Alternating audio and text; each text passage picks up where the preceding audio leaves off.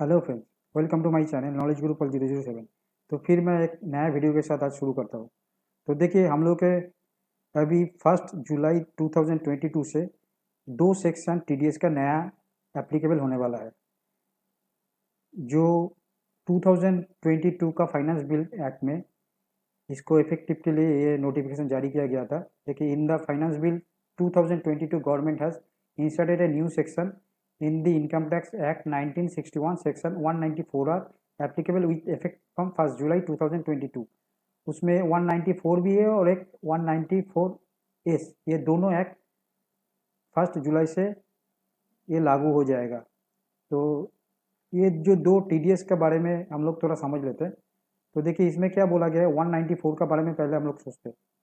Section 194 R states that when any person responsible for providing to a resident any perquisites or benefit, whether in cash or in kind, arising in the course of carrying out of a business or profession by such resident, such person prior should before remitting the same to such resident receiver deduct a tax at the rate 10% of the value or aggregate value of such benefits or perquisites। तो perquisite हम लोग तो बहुत पहले बहुत लोगों ने सुना होगा। तो आप लोगों को शायद ये सुन के लग रहा है कि हाँ, परक्विजिट के बारे में हम लोग जानते हैं कि हम लोग जब सैलरी के बारे में कुछ डिस्कस करते हैं तो उसमें परक्विजिट आता है। जब सैलरी के लिए कोई एम्प्लॉय को कुछ देता है एक्स्ट्रा, उसको परक्विजिट बोला जाता है। बट यहाँ पे जो परक्विजिट बोला जा रहा है, इसमें देखिए एक चीज़ क्लियर है। यहाँ पे देखिए बिजनेस और प्रोफेशन, तो यहाँ पे बिजनेस और प्रोफेशन का बात बोल रही है, यहाँ पे कोई सैलरी और सर्विस का बात नहीं बोला है। देखिए यहाँ पे बोला however the TDS shall not be applicable if the value or aggregate value of the benefit or perquisite it does not exceed ₹20,000 during the financial year. अगर 20,000 से ज़्यादा नहीं है तो उसके ऊपर टीडीएस लागू नहीं होगा। तो उसमें भी बहुत सारा क्लॉज है। देखिए, this section shall not be applicable to an individual और a HUF whose total sales or gross receipts from the business or profession does not exceed ₹1 crore in case of business और ₹50 lakhs in case of profession।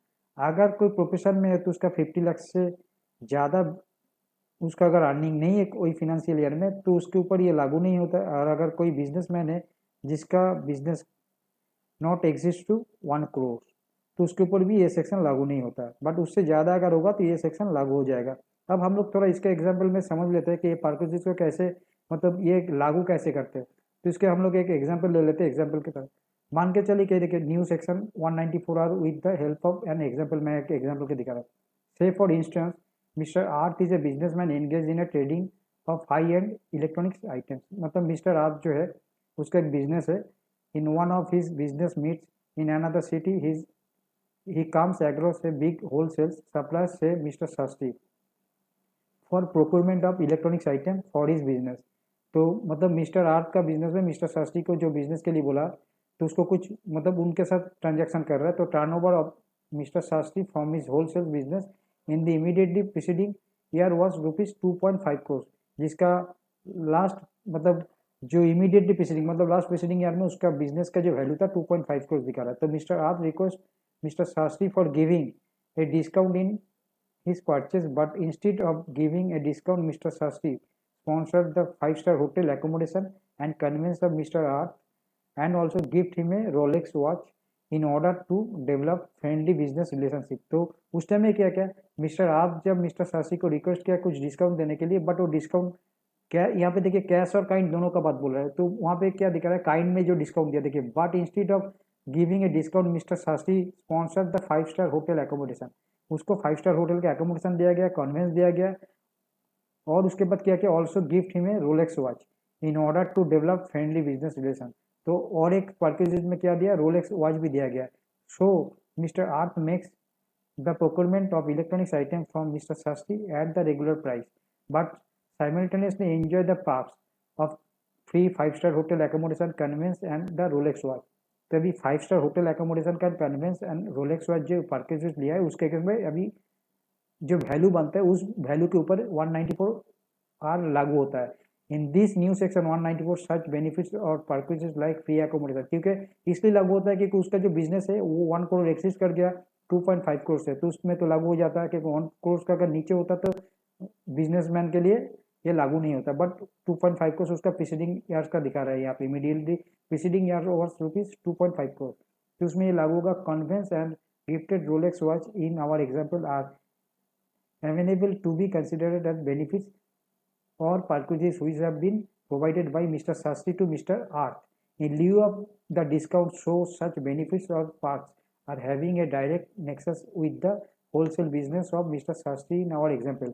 तो mister Shastri mister आर्थ को जो अभी ये पार्क्यूजेज जो दिया है, मतलब डिस्काउंट के अगेंस्ट में जो पार्क्यूजेज और कन्वेंस का जो दिया है, तो ये पार्क्यूजेज जो भी मिला है, देखिए the new section 194 R now makes its mandatory for mister Shastri to deduct TDS at the rate 10%, मतलब उसका जो वैल्यू होगा तो उस वैल्यू के अगेंस्ट में उसका 10% का TDS काटना है। मतलब जो कन्वेंस का जो होटल में जो स्टे किया उसका जो खर्चा है 5 स्टार होटल का, उसके बाद जो रोलेक्स जो वॉच दिया है उसका जो वैल्यू बनता है, उस वैल्यू के जो वैल्यू होगा उसके ऊपर 10% का TDS काटना है।